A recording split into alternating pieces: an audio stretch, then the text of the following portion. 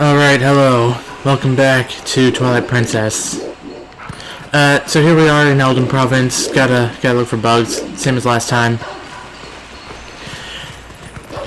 And today, I want to have a talk. I want to talk about something completely unrelated to Zelda, or Twilight Princess, or video games as a whole. I want to talk about Star Trek. Deep Space Nine specifically. Before we begin, I just want to mention something. I'm not really a Star Trek fan. I've never watched any of the shows before Deep Space Nine. I don't really know that much about the lore, the history, the story, whatever. But I do want to say one thing. I mean this with complete honesty. I think that Star Trek Deep Space Nine might just be the greatest show ever made. Wait, we can talk to these guys. What sorcery is this? The entrance to the cellar opening on its own. Could those beasts have engineered even this? Something like that. I think that Deep Space Nine is the best show ever created. I freaking love it to pieces. And that is why I'm particularly angry today. Because I was watching an episode last night, you see. I'm at season 5 right now, and the episode I was watching was, it was pretty good up to a point. It was, the whole deal is that, it's about our guy Odo, who, if you don't know, is a shape-shifting alien called a changeling. And the whole deal with Odo is that, he's a changeling who... Yeah, that's great.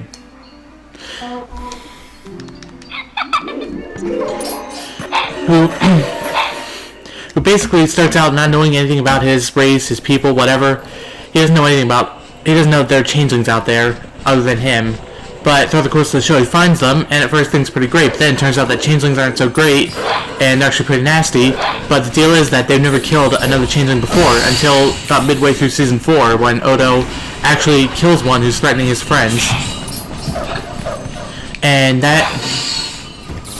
so then, at the end of season 4, the other changelings all come together, and they're like, and put him on trial for killing the one changeling. And that makes... And ultimately, what they decide is that they don't want to kill him because he's, at the end of the day, he's a changeling. But they do turn him into a human, which they can do. And that... which I guess kind of puts into the whole... They can't kill him because it's a changeling thing, but whatever. So throughout season 5, Odo is a human, and it's like such a massive, earth-shattering twist. It's like, he put so much of his identity on the fact that he's a changeling and like the only good one in the entire galaxy as far as we can tell. It was such a massive blow to him. It's like, oh my god, he's a human now, he's no longer a changeling. It's like, everything that Odo was rooted in the fact that he's a changeling, and that's gone now. It's over. And that was I thought that was a very, very good direction for them to take with his character. It's like, there's so much you can do with that kind of plot line. It's like, well, now the changelings don't no longer see Odo as one of their own. They see him as just a regular old human that they can kill and not really think about. The Jem'Hadar, the army that the changelings built, no longer see Odo as one of their gods. They see him as just, once again, another human that they can kill and not think about.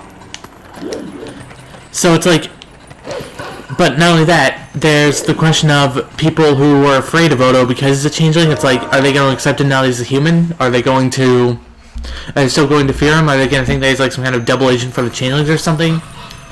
It's like, what's going to happen with that? It's like there's so much they could do, and here we are at season 5, episode 11, The Begotten, where we get a really interesting storyline, which is that Odo actually finds a baby changeling who starts out as just this formless pile of goo that Odo wants to start teaching how to become teaching how to shapeshift and everything. And throughout the course of the episode, Odo starts teaching this thing how to shapeshift, and it even starts to see Odo as a father of sorts. But then, by the end of the episode, it it actually starts dying. It's like, it's about to die, and then just before it can die, it fuses itself with Odo and turns him back into a changeling. Season 5, Episode 11. Odo's entire period as a human lasted 11 episodes, and they only briefly touched up on it in some episodes. Just, you have no idea how furious I am with that direction to take. It's like, first off, it comes with absolutely no setup. It's like, okay, so we know that Odo wants to be a changeling again, but I figured that if he was going to turn back into a changeling, it would be through some quest that he undertook, some kind of journey he went through, something, either that or he'd start to accept being a human, which is what that episode was actually going for. There's a line where it's like, what does he say exactly? It's like he sees it, and in his words, he starts to think that maybe being a solid isn't that bad after all. And it's like, oh my god, he's actually like starting to accept being a human, and is and doesn't think it's that bad anymore. And it's like, will he, if he has a chance to turn back into a changeling, would he, or is he going to accept that as the way he is now, being a human and stuff? It's like, he's just gonna turn back into a changeling once again through not because of something he did as something that he achieved or anything. No, it's just simply he's a changeling again because, I don't know, I guess because the writers wanted him to be a changeling again. It was just such a massive slap in the face, and it's like, where are we supposed to go with that? It's like, the best story direction I've got is that the other changelings are just like, how in the world did you turn back into a changeling? We didn't approve of that. Or maybe, I don't know, maybe it's like all the other changelings will be like, they'll see the changeling that turned Odo into a changeling again as a traitor, and will take it out of him and let it die or something, I don't know. Which doesn't really make sense, because once again, they're all about preserving the life of the changeling. It's like, to the changelings, no life in the entire universe matters except for other changelings. They care about changelings very deeply, and will do anything to enslave or kill any other life that they come across. So it's like, letting a changeling die doesn't really make sense, so it seems like, for the sake of the changeling inside of Odo, they're just gonna have to, they're just gonna have to accept that he's a changeling and not do anything about it. I don't know, it's like, there was so much good stuff they could have pulled off with Odo being a human, even though he didn't want to be a human, but no, they just threw it all down the drain, and now I'm angry. And it's like, it doesn't help that it was just so contrived how it all happened anyway. It's like why was the baby changeling even dying in the first place? Was it because of all the experiments that Odo was doing on it to make it shapeshift? That doesn't seem very likely, considering that those experiments were far more humane than the ones that Dr. Mara was doing on Odo when he was a baby. And, Odo turned out just fine, I mean, yeah, he lost his status as a changeling, but that wasn't because of the experiments that happened. Could it be that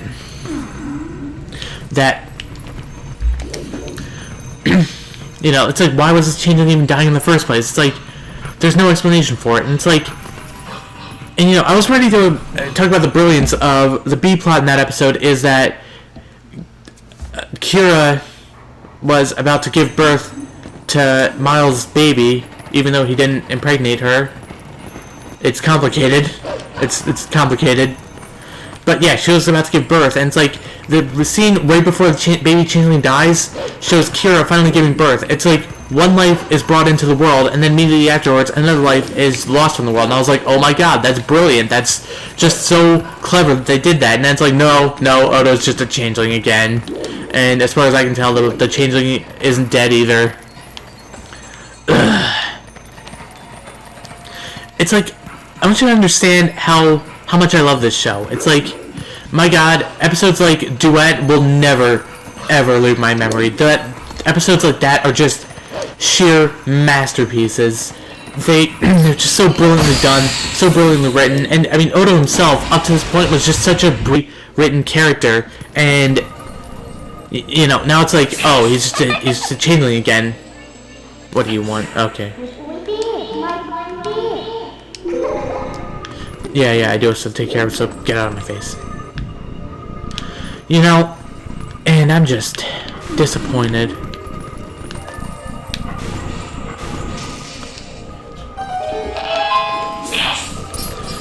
I think the last time I've been this disappointed in watching something was Star Wars: The Rise of Skywalker. It's like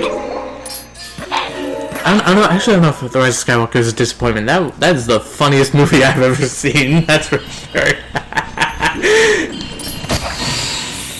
But it's like, and yeah, I think everyone was expecting The Rise of Skywalker to be completely awful. So, you know, in that sense, it really met my expectations. But yeah, it's like, all right, that's another thing. The entire sequel trilogy of Star Wars, it's terrible. I don't think I need to really, you know, I don't think that's really a surprise to anyone.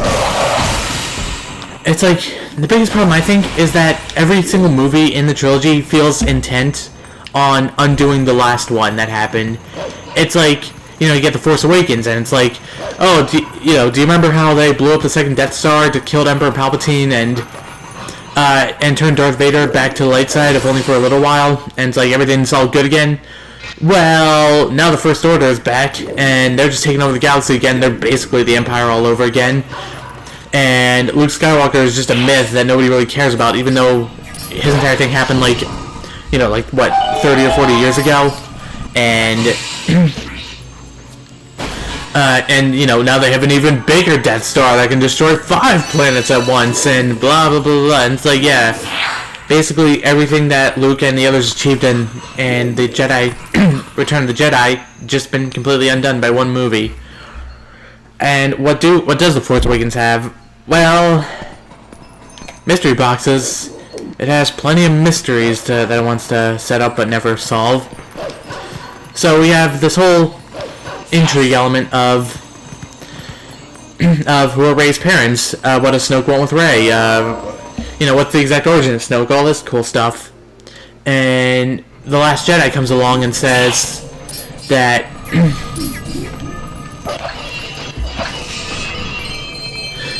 and gives us Snoke is no one in particular. The Rey's parents are absolutely no one. Snoke was so intent on finding Rey because he just wanted to kill her.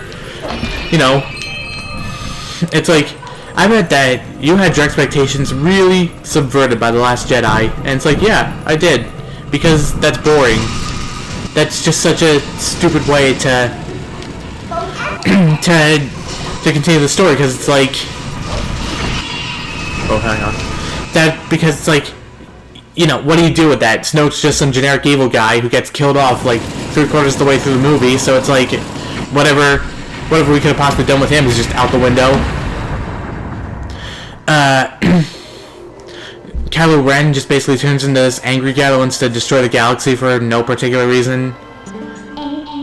So, you know, there goes the whole Han Solo and Princess Leia's father, and it's like, whatever wonderful things I could have done with that are just gone.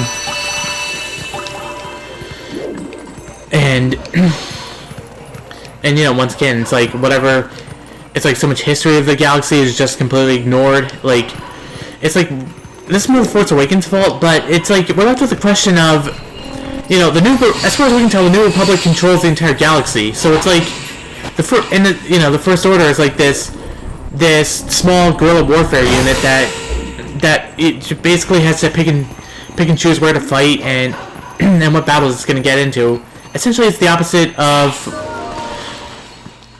what the original trilogy had, where it's like the Empire controls everything, and the Rebels are this small group that basically desperately had to fight against the Empire, and, you know, carefully choose where and when they fight. But it's like, but then the First Order is also capable of building a giant super weapon that can destroy like 5 planets at once, and you know, the New Republic in its entirety gets wiped out in one fell swoop by the Star Killer, and it's like So it's like, are there any remnants of the New Republic left by the time The Last Jedi begins? And it's like, apparently not. Apparently, oh yeah, and it's like the Resistance was its own separate thing from the New Republic and it's like the New Republic didn't have an army or anything. It's like, why? Are they stupid? Did they not expect some other faction to just rise up and try to take over the First Republic or the New Republic? And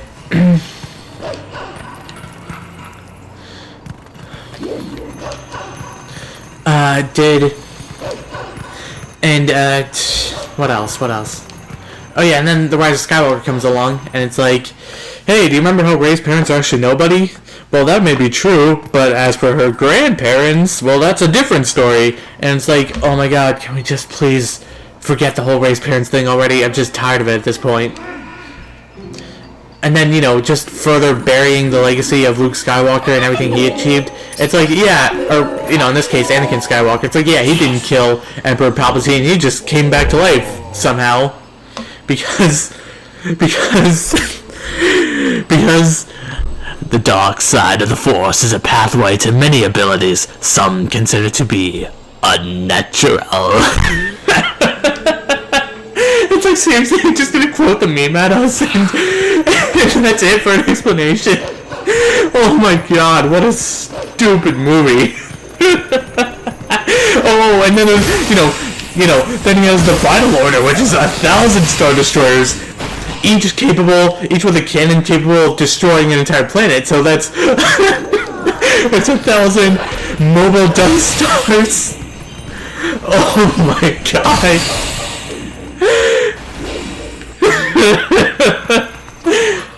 Oh yeah, and then Rey defeats Palpatine by pulling out her second lightsaber. It's like, this is Star Wars now. This is just Star Wars now.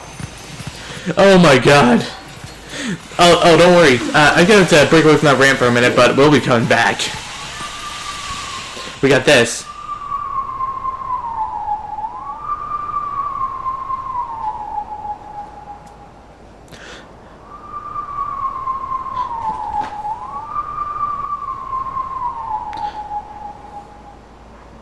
So we have, howling. You got a higher pitch. You got a higher pitch, a lower pitch, or a middle pitch, and a lower pitch. You can switch between them by moving the nunchuck stick around. And as you can see here, the blue marks indicate where you're supposed to be howling. So basically, the howling stone will give you a hint. Will tell you what you're supposed to be howling out beforehand, and then you have to sort of remember it. Anyway, have a listen to this.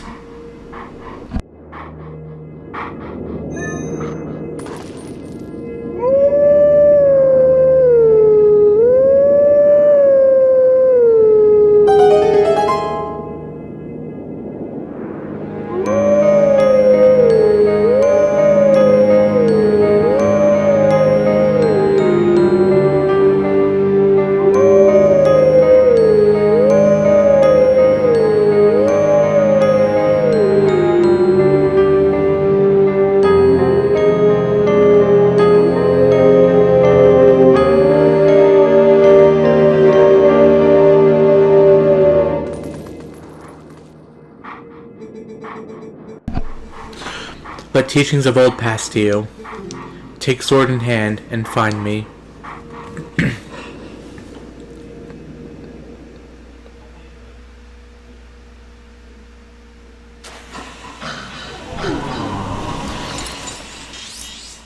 And we see that the wolf from before is all the way back in Eldin Province now. So once we return to our human form, we can go find him again, and he'll teach us another hidden skill. Pretty cool stuff. You recognize that song? If you're a Zelda fan, you should. It's a very, very, very famous song from Zelda history. Specifically, it's the Song of Healing from Majora's Mask. Very, very interesting that that's the first song we should play to this guy. Very interesting.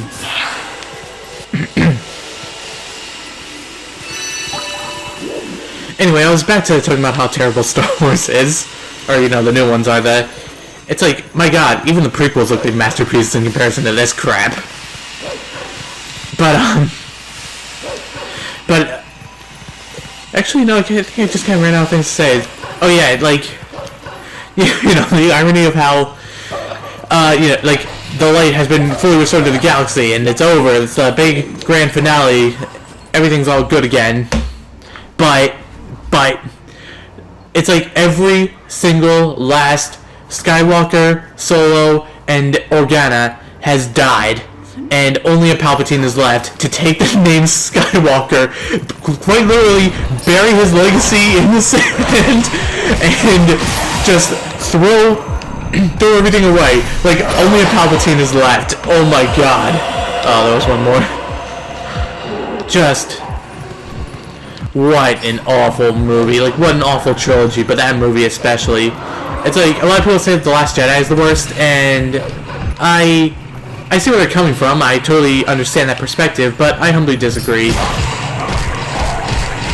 I think that The Rise of Skywalker is the worst one, but that's just my opinion.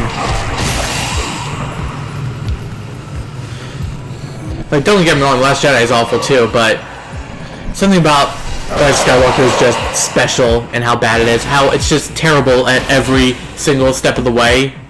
I mean, yeah, so is The Last Jedi, but, I don't know how to put it.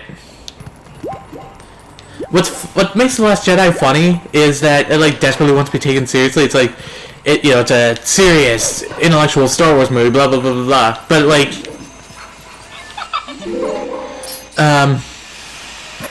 but yeah, with The Rise of Skywalker, you can actually tell that, like, they're just kind of desperately stitching anything together just to wrap this up. It's like, what a mess it all was.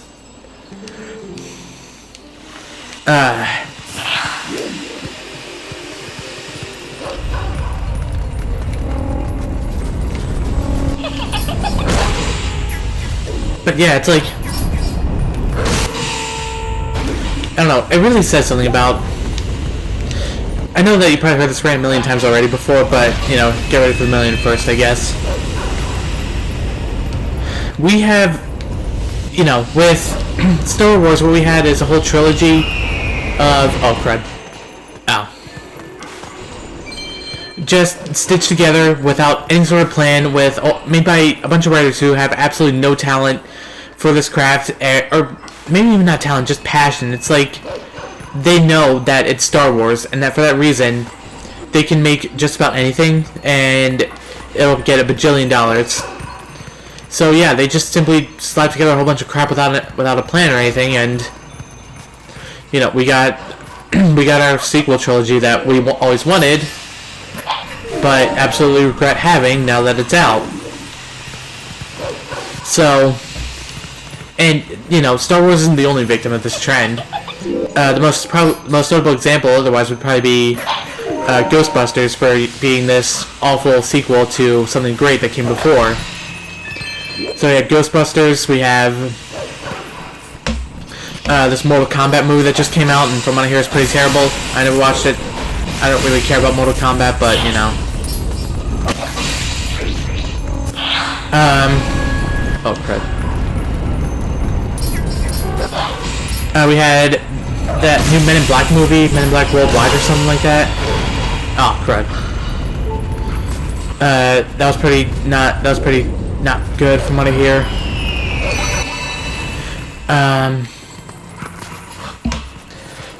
Predator got a movie, like, back in, what was it, like, 2019? That sucked, from what I hear. I don't watch these movies. I don't watch a lot of movies in general. Only Star Wars, apparently.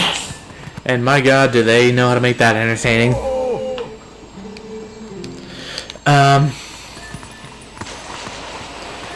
But yeah, it's like, you know, you've tried seeing the whole, for a while now, it's just this whole slew of endless remakes and sequels and reboots to movies that don't really need any of that stuff, and it just winds up being infinitely worse than whatever the original property was in the first place.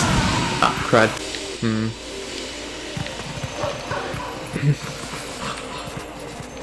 And it's like, oh, you know, here's an example, all the endless superhero movies we get, just year in, year out. It's like, just recently this Loki show came out, and apparently it's awful. But yeah, it's just, you know, endless superhero movies, endless everything. It's like, what isn't getting remade anymore? And these movies just suck. It's like, they're just terrible. It kind of makes you wonder, it's like, I mean, is Hollywood just out of ideas now, you know? Have they just simply run out of good things to talk about? To, you know, just new stuff to make? I don't know, it's like, the biggest problem of all is that, you know, the remakes and the reboots and everything that's where all the money is. They pull in, like, millions of dollars, while new stuff is just sort of left behind. Ah, crud.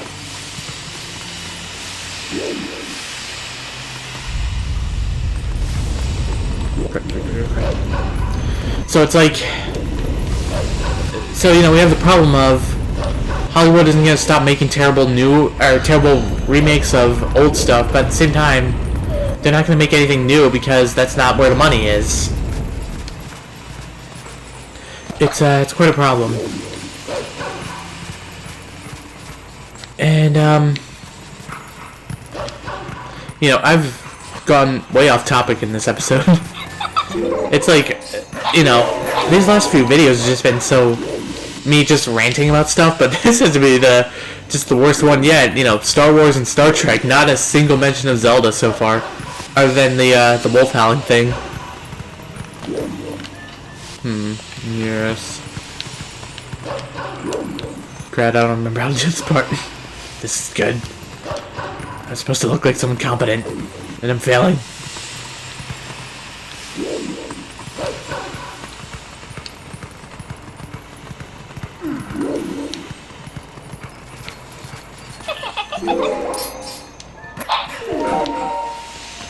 Alright, well, here's another thing that's worth mentioning. I'm gonna do something crazy.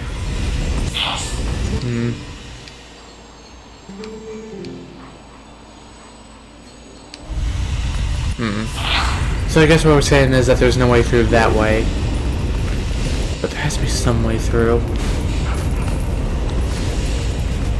I'm going to criticize Breath of the Wild now. Oh crap, no! Fudge. I'm going to say that, all in all, it's a pretty great game, but it's not perfect. There is one single glaring flaw with Breath of the Wild that I'm going to talk about. So you see, every time you get a piece of armor, you get this little number attached to it, and that number tells you how much damage you're going to take from enemy attacks.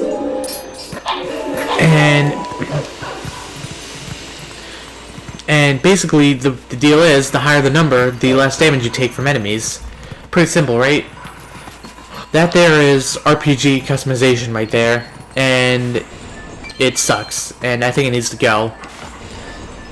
I think that my favorite part of every playthrough of Breath of the Wild is just starting out, just leaving the Great Plateau, and you have, you know, no real idea what's going on, where you're supposed to be going, or anything like that. And you just simply... There we go.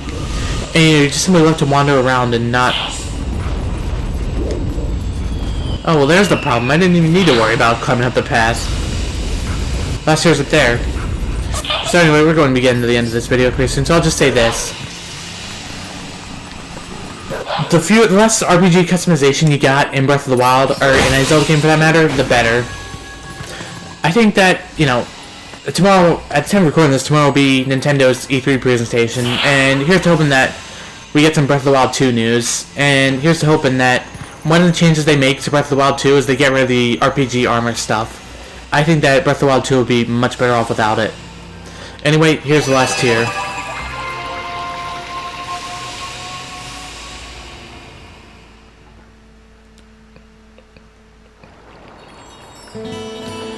The Vessel of Light is full of tears, and light has returned to this area.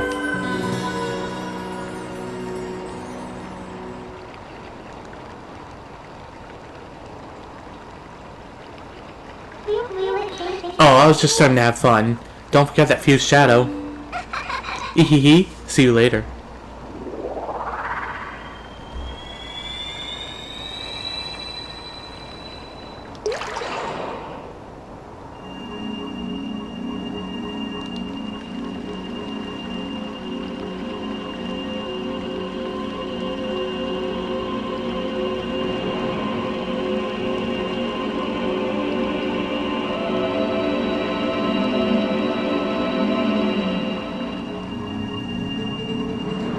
My name is Eldin.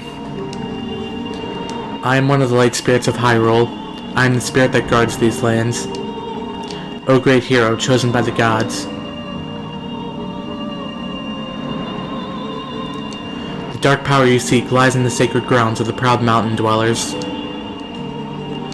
But already those grounds have been defiled, draped in shadow and seeded with evil.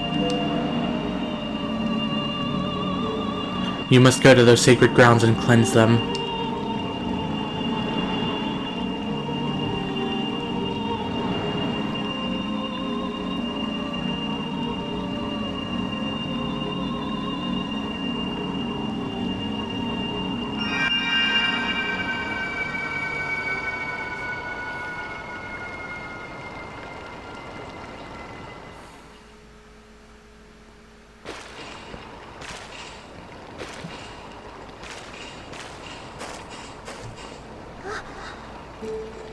Link?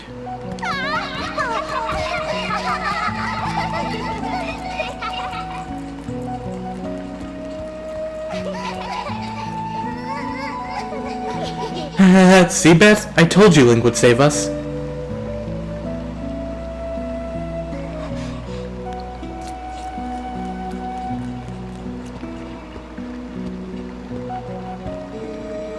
You are the one from Orden whom these children spoke of.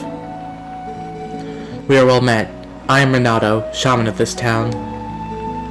And this? This is my daughter, Luda.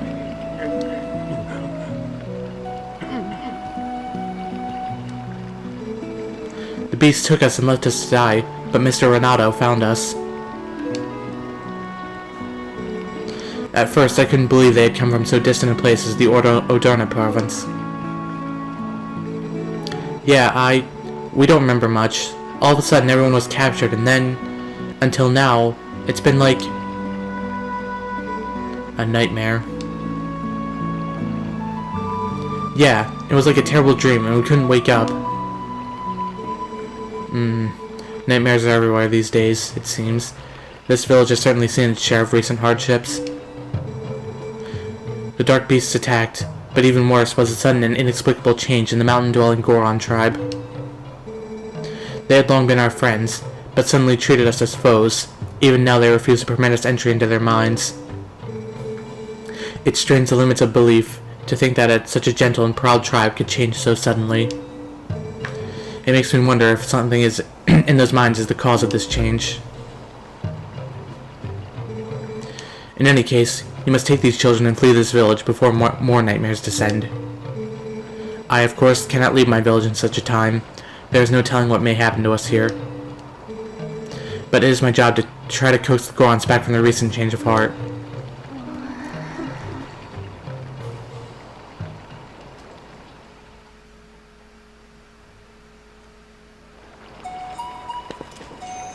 Well, there's one problem with that, Renato. The Light Spirit told me to go get the Dark Power Fused Shadow in the mountain up there, so yeah, we'll be going and doing that next time. See you guys then.